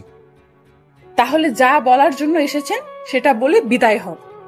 আমি আপনার এইখানে এসেছি আপনার চোখের কালো গ্লাসটা খুলে দিতে। আমি কোনো কালো গ্লাস পরি নাই। কালো গ্লাসটা আমার চোখের থেকে সরে যাওয়ার কারণে আমি সাদা কালো বুঝতে পারি। না পারেন নাই আপনি বুঝতে। যদি বুঝতে পারতেন তাহলে স্যারকে এইভাবে অপমান করতেন না। তাই এসব বলার আপনি কে? স্যার অফিসের কাজে বিদেশে যাওয়ার আগে আপনার জন্য টাকা দিয়ে গিয়েছিল আমার কাছে। কথাটা শোনার পর নিধি থমকে দাঁড়ায়, অবাক চাহনিতে ড্রাইভারের দিকে তাকায়। ইমন টাকা দিয়েছিল? আমার কাছে টাকা দিয়েছিল এবং সেই টাকা নিয়ে আমি আপনার কাছে আসার সময়। চুপ করে থাকবেন না, বলুন কি হয়েছে? টাকা নিয়ে আসার সময় কিছু ছিনতাইকারী টাকাগুলো আমার কাছ থেকে নিয়ে যায় এবং আমার পিঠে কোপ বসিয়ে দেয় একটা। টাকা দিতে পারবো না বলে আমি আর আপনার কাছে আসি নাই, আর মোবাইলটাও অফ করে রাখি। কি বলছেন আপনি এসব? এতক্ষণ যা বললাম সব সত্যি, আর আপনি না বুঝে একজন মানুষকে এত কষ্ট দিলেন। নিধি ড্রাইভারের কথা শুনে চেয়ারের উপর ধপাস করে বসে পড়ে। সত্যিটা আমি বলে দিয়েছি, এবার আপনি কি করবেন সেটা আপনার ব্যাপার। এই বলে ড্রাইভার চলে আসে নিধির বাড়ি থেকে। নিধি দরজা টেনে নিশ্চুপ হয়ে কান্না করতে থাকে আর অনুতপ্ত স্বীকার করছে, ছি ছি, আমি এত নিচে নেমে গেছি, যার জন্য আমি আমার ভালোবাসার মানুষটাকে এইভাবে অপমান করলাম। আমি ইমনের সাথে যা করেছি সত্যি তা মাফ পাওয়ার অযোগ্য আমি। ইমন কি আমাকে মাফ করবে? আমি ওর হাতে পায়ে ধরবো। এই বলে নিধি কাঁদছে। না না, আমাকে আর দেরি করলে চলবে না, ইমনের কাছে গিয়ে সবটা বলে মাফ চাইতে হবে। এমন মনোভাব নিয়ে নিধি বাড়ি থেকে বেরিয়ে যায় আমার বাসায় আসার জন্য। এইদিকে রাত হয়ে গেছে। আমি খাবার না খেয়ে সিগারেট খেতে শুরু করলাম। একটা না খেয়েই চলেছি, বিরতি নেওয়ার চেষ্টা করছি না। নিধি আমাকে যত অপমান করেছে তাতে আমার কষ্ট নেই, আমার কষ্ট হচ্ছে অন্য কারোর সাথে নিধি চলাফেরা করছে। এইসব যত ভাবছি মাথার রাগটা ততই বেড়ে যাচ্ছে। রাগটা কমানোর জন্য একের পর এক সিগারেট খেয়েই চলেছি। হঠাৎ অনুভব করলাম আমার মুখে সিগারেট নেই। তাকিয়ে দেখি পাশে নিধি দাঁড়িয়ে আছে আর আমার সিগারেট ওর হাতে। ওর দিকে তাকাতেই দেখি ওর চোখ কিছুটা লাল হয়ে আছে, হয়তো কান্না করেছে। ওকে দেখে রাগটা আরো বেড়ে গেল। তুমি এইখানে কি করছো? আমি সব সত্যি জানতে পেরেছি, আমি তোমাকে ভুল বুঝেছি, প্লিজ আমাকে মাফ করে দাও। আরে তোমাকে তো আগেই মাফ করে দিয়েছি আমি, এখন এখান থেকে যাও। আরে তুমি সিগারেট খাচ্ছ কেন? আমার মন চাইছে সিগারেট খেয়েছি, এতে তোমার কি? আমার অনেক কিছু কারণ, তুমি আমার সব। নিধির মুখে কথাটা শুনে মেজাজটা বিগড়ে গেল। আরে দূর রাখ তোর প্রেম, তোর মতো নষ্টা মেয়ের কোনো দরকার নেই আমার। আমার মুখে নষ্টা মেয়ে শব্দটা শুনে নিধি প্রচন্ড ধাক্কা খেলো। কি? আমি নষ্টা মেয়ে? তুই নষ্টা মেয়ে। আমার আগেই বোঝা উচিত ছিল যে পতিতাদের মনে কোনোদিন ভালোবাসা জন্মায় না, কারণ সে টাকার পিছনে দৌড়ায়। তুমি আমাকে এভাবে বলতে পারলে? পেরেছি, কারণ আমার টাকা দিয়ে অপুর অপারেশন না হলে তুই এত টাকা কোথা থেকে জোগাড় করেছিস? সেই কাহিনী লম্বা, থাক, দরকার নেই শোনার। আজকে সকালে যাকে নিয়ে গাড়িতে উঠেছিলি সে কি তোকে বিছানায় সুখ দিতে পারছে না, তাই আমার কাছে এসেছিস আবার? চুপ করো, তুমি অনেক বলেছো তুমি। আমার কাছে প্রমাণ আছে। এই বলে ওদের ভিডিওটা দেখিয়ে দিলাম। নিধিকে খুব স্বাভাবিক মনে হচ্ছে। সে আমার ভাই হয়, সে আমাকে বোন ডেকেছে। বাহ, আমি বিদেশ যেতে না যেতে ভাই বানিয়ে ফেলেছিস। তা আজকেও তো ওর সাথে ঘুরেছিলি, কি মনে করিস আমি জানি না? তুমি সব ভুল জানো। হ্যাঁ হ্যাঁ, আমি ভুল জানি, আর তুই সব ঠিক জানিস, তাই না? আমার কথাটা তো একবার শুনবা। তোর কোনো কথাই আমি আজকে শুনবো না। নিধি পতিতা নামের কোনো মেয়ের সাথে আজ থেকে আমার সম্পর্ক নেই। নিধি এবার জোর করে কেঁদে দেয়।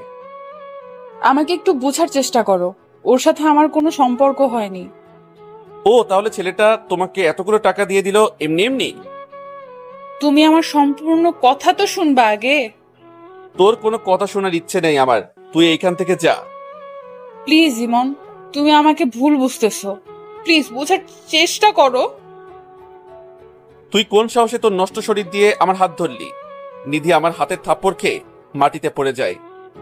বাহ, আমাকে তুমি ভুল বুঝলে। এমন একদিন সময় আসবে যেদিন আমাকে তুমি অনেক খুঁজবে, কিন্তু পাবে না। আজ আমি চলে যাচ্ছি, আর কোনো দিন আসবো না। নিধি কাঁদতে কাঁদতে বাসা থেকে বেরিয়ে যায়। আমি আবার সোফায় বসে মনের শোকে সিগারেট খাচ্ছি। আজ মনটাকে খুব হালকা লাগছে পতিতাটাকে দূর করতে পেরে। যে মেয়ে আমার জন্য অপেক্ষা না করে অপরের কাছে নিজেকে সঁপে দেয়, তার কোনো দরকার নেই আমার জীবনে। রাতে শান্তির মতো ঘুমিয়ে গেলাম। সকালে উঠে মনটা ভালো করার জন্য অফিসে চলে গেলাম। অফিসে কাজ করছি, সবাই সবার মতো দুপুরের খাবার খাচ্ছে। হঠাৎ আমার নিধির কথা খুব মনে পড়ছে, কারণ ও আমাকে জিজ্ঞেস করলো খেয়েছি কিনা। মাথা থেকে নিধির ঝামেলা সরিয়ে আবারও কাজে মন দিলাম। অফিস থেকে বাসায় এসে কিছু খাবার খেয়ে নিলাম। রাতে মা কল করলো। হ্যাঁ মা, বলো। কি রে বাবা, মাত্র অফিস থেকে ফিরেছিস? কিছুক্ষণ আগে আসলাম। ঠিক মতো খাবার খেয়েছিস? খেয়েছি কিছুক্ষণ আগে। তা তুমি কেমন আছো? এই তো ভালো। গ্রামে আসবি কবে? না মা, এখন আসা যাবে না। কয়দিন আগে ছুটি শেষ করেছি, তাই এখন আর আসবো না। ছুটির মধ্যে আসতে পারলি না? কিভাবে আসবো, যে চাপ যাচ্ছে এই কয়দিন আমার উপর। যাই হোক, ঠিক মতো নিজের যত্ন নিস। বাবা কোথায়? তোর বাবা রুমে আছে, আর আমি রান্নাঘরে। আচ্ছা। কিরে, নিধির মোবাইল বন্ধ কেন? মায়ের মুখ থেকে নিধি নামটা শুনে খুব খারাপ লাগলো। কই, সেটা তো জানি না। তোর সাথে কি ওর যোগাযোগ হয়? হয়তো। ও, তাহলে তো ভালোই। আর এখন রেস্ট নে, কাল আবার অফিসে যেতে হবে। ওকে, বাই। আল্লাহ হাফেজ। কলটা কেটে দিয়ে আমি ঘুমানোর প্রস্তুতি নিলাম। নিধির কথা মাথা থেকে ফেলে দিয়েছি। কয়েক ঘন্টা ওর চিন্তা মাথাতেই আসে নাই। এইভাবে কেটে গেল কয়েকটা দিন। মুখে মুখে আমি ঠিকই নিধিকে ভুলতে পেরেছি, কিন্তু মন আমার ঠিকই তাকে খুঁজে বেড়ায়। সারাদিন অফিস করে বাসায় ফেরার সময় কেউ একজনকে চোখ আটকে গেল। গাড়িটাকে সাইড করে দাঁড়িয়ে করিয়ে লোকটাকে ভালো করে তাকিয়ে দেখে এটা সেই লোক যাকে আমি নিধির পাশে দেখেছিলাম। সে একটা মেয়ের সাথে মার্কেটে ঢুকছে। আমিও তাদের পিছন পিছন গেলাম। লোকটার সাথে মেয়েটা একটা ড্রেস দিয়ে ট্রায়াল রুমে গেল। আমি সেই সুযোগে লোকটার সামনে গেলাম। বাহ, চমৎকার। আর কত ভাই? কে ভাই আপনি? চিনলাম না তো আপনাকে। আপনি আমাকে চিনবেন না, কিন্তু আমি আপনাকে খুব ভালো করে চিনি।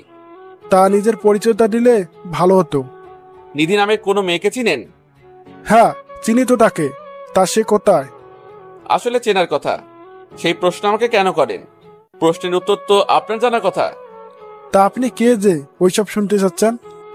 আপনার পরিচয় জেনে লাভ নেই। তার কয়জন মেয়ের জীবন নষ্ট করবেন? মেয়ের জীবন নষ্ট করলাম মানে? কয়দিন আগে দেখলাম নিধির সাথে ভালোই ফুর্তিতে ছিলেন, আবার এখন একজনকে নিয়ে আছেন। মুখ সামলে কথা বলুন, আমি ওর ভাই হই। লোকটার মুখে ভাই কথাটা শুনে খুব অবাক হলাম। ভাই মানে? ওর সাথে আপনার পরিচয় কোথায় হয়? আপনাকে কেন বলতে যাব আমি? প্লিজ ভাই বলুন, আমি আপনাকে আমার পরিচয় পরে দিব। নিধির সাথে আমার প্রথম পরিচয় হয় পতিতালয়ে। পতিতালয়? একটা ছেলে ওকে মিথ্যে আশ্বাস দিয়ে পালিয়ে গিয়েছে।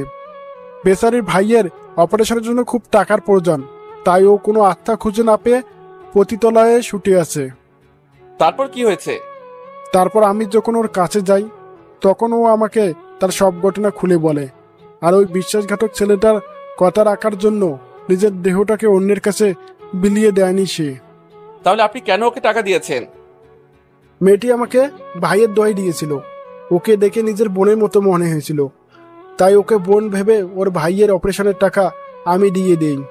কি? তাহলে আপনার সাথে নিধির কোনো অনৈতিক সম্পর্ক নেই? না, আমাদের মাঝে ওইসব হয়নি। ওই দিন দেখলাম আপনি ওকে গাড়িতে নিয়ে কোথায় জানি যাচ্ছিলেন। তা কোথায় গিয়েছেন? ওই দিন ওকে নিয়ে আমি আমার অফিসে গিয়েছি কাজ দেওয়ার জন্য, কারণ নিজের পরিবার চালানোর জন্য কিছু কাজ করতে হয়, তাই নিজের বোনকে নিজের অফিসে কাজ দিয়েছিলাম। আমি লোকটার কথা শুনে যেন পাগল হয়ে যাচ্ছি। আমার মাথাটা ভন ভন করে ঘুরছে। তা আপনি কে যে এত কিছু জিজ্ঞেস করলেন? আমি সেই ছেলে যে নিধির সাথে বেইমানি করেছিল। তাহলে আপনি সেই ছেলে? আমি নিধিকে ভুল বুঝে অনেক অপমান করেছি। আপনার কপাল অনেক ভালো যে এমন একটা মেয়েকে ভালোবাসতে পেরেছেন। সময় থাকতে কাছের মানুষটাকে আপন করে নিন। বাই। আমি কথা না বাড়িয়ে সোজা গাড়িটা নিয়ে নিধির বাসার দিকে রওনা দিলাম। যাওয়ার পথে নিজের উপর খুব রাগ হচ্ছিল। সঠিকটা না জেনে আমি ওকে কত অপমান করলাম, এমনকি ওর গায়ে হাত তুললাম। নিজের কাজের জন্য নিজে খুব লজ্জা পাচ্ছি। নিধির বাসায় এসে কলিং বেল চাপ দিলাম। দরজা খুলল এক অপরিচিত মহিলা। কাকে চাই এখানে? এটা তো নিধিদের বাসা, তাই না? না, এখানে নিধি নামের কেউ থাকে না। আমরাই নতুন ভাড়াটিয়া এখানের। ও আচ্ছা, বলতে পারবেন ওরা কোথায় গিয়েছে? সেটা তো আমরা জানি না। মহিলাটা দরজাটা আটকে দিল। নিধিদের বাসার আশেপাশে সবাইকে জিজ্ঞেস করলাম, কেউ জানে না কোথায় গিয়েছে। হাজারো মনের ব্যথা নিয়ে আর সাথে আপন বন্ধু সিগারেট নিয়ে বাসায় আসলাম। বাসায় এসে বসে বসে সিগারেট টানছি আর নিধির কথা ভাবছি। আমি মেয়েটাকে কত কষ্ট দিলাম, না বুঝে অনেক কষ্ট দিয়েছি। পতিতা বলে গালি দিয়েছি, এমনকি ওর গায়ে হাত তুলেছি। জানি না ওকে পাবো কিনা। নিধির ভাবনা ছেদ ঘটলো মায়ের কলে। হ্যাঁ মা বলো। কি রে, কি করস? এই তো বসে আছি। কি রে, তোর গলাটা এমন লাগতেছে কেন? কই, আমি তো ঠিক আছি। আচ্ছা, তোকে যে কারণে কল দিয়েছি সেটা হলো তুই কাল চাকরি ছেড়ে গ্রামে আসবি। গ্রামে আসবো কেন? তোর বাবার ব্যবসাটা তুই দেখবি। তোর বাবার শারীরিক দুর্বলতা অনুভব করছে। কেন, বাবার কি হয়েছে? সেটা আসলে দেখতে পাবি। আর সাথে করে নিধিকেও নিয়ে আসিস। নিধির কথা শুনে মনটা কেঁদে উঠলো। মন চেয়েছে চিৎকার করে কেঁদে ওকে ডাকতে। কি রে, কিছু বলছিস না কেন? আসবো কাল। এখন রাখি মা। ওকে, আল্লাহ হাফেজ। কলটা কেটে দিলাম। যেই শহরে আমার নিধিকে খুঁজে পাওয়া যাবে না, সেই শহরে আমার থাকার কোনো মানে নেই। রাতটা কোনো মতে পার করে সকালে অফিসে গিয়ে রিজাইন লেটারটা দিয়ে চাকরিটা বাদ করে এসেছি। সবকিছু গুছিয়ে চিরচেনা শহর থেকে বিদায় নিয়ে চলে আসলাম। মা বাবার সাথে কোনো মতে কথা বলে ছাদে চলে আসলাম। এসে সিগারেট টানতে লাগলাম। কয়েকটা টানার পর কেউ একজন আমার মুখ থেকে সিগারেটটা নিয়ে নিল। তাকে দেখি মা দাঁড়িয়ে আছে, আমি চুপচাপ বসে আছি। কি রে, তুই সিগারেট খাচ্ছিস কেন? তোর কথাবার্তা শুনে আর তোর চেহারা অবস্থা দেখে আমার কিছুটা সন্দেহ হচ্ছে। কই, আমার কিছু হয়নি তো। আমার চোখের দিকে তাকিয়ে বলতো। আমি মায়ের চোখে তাকালাম না। তোকে বলেছে নিধিকে নিয়ে আসতে, আনলি না কেন?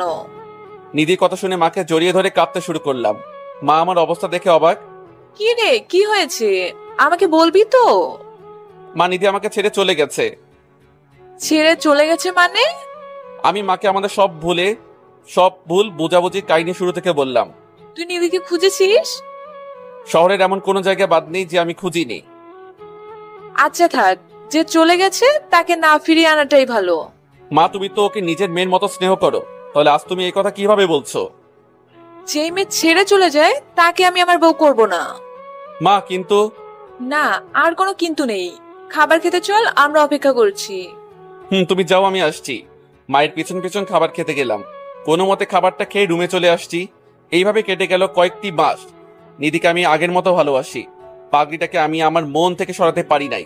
আমি এখন আমার বাবার কাজটা দেখাশোনা করছি। রাতে বসে বসে মোবাইল টিপছি, এমন সময় মা আর বাবা আমার রুমে আসলো। আমরা তোর বিয়ে ঠিক করে ফেলেছি। কি, আমার বিয়ে মানে? তোর বিয়ে মানে তোর বিয়ে? তোর অবস্থা আমরা দেখতে পারছি না, তাই আমরা এই সিদ্ধান্ত নিয়েছি। আমাকে একবারও জিজ্ঞেস করতে পারো নাই যে আমার মতামত আছে কিনা? আমরা তোর মতামত শুনবো না। এখন বল, তুই কি রাজি? না, আমি এই বিয়ে করব না। তাহলে শুনে রাখ, যদি না করিস এই বিয়ে, তাহলে আমাকে আর তোর বাবাকে অকালে হারাতে হবে। পাগল হয়ে গেছো নাকি তোমরা? এসব কি বলছো? দেখ বাবা, আমাদের তো খুব ইচ্ছে হয় যে আমার ঘরে একটা লক্ষ্মী আসবে আর আমার নাতি নাতনি হবে। এই ইচ্ছেগুলো কি আমাদের অপরাধ? তুই নিধির কথা ভেবে নিজেকে কষ্ট দিচ্ছিস কেন? হয়তো নিধিও তোর সংসার নিয়ে ব্যস্ত। হয়তো। তাহলে তুই এই বিয়েতে মত দিয়ে দে বাবা। তোমরা যা ভালো বোঝো তাই করো। এই তো আমার লক্ষ্মী ছেলে। আগামী 2 দিন পর তোর বিয়ে। সবাই ভালো থাকুন,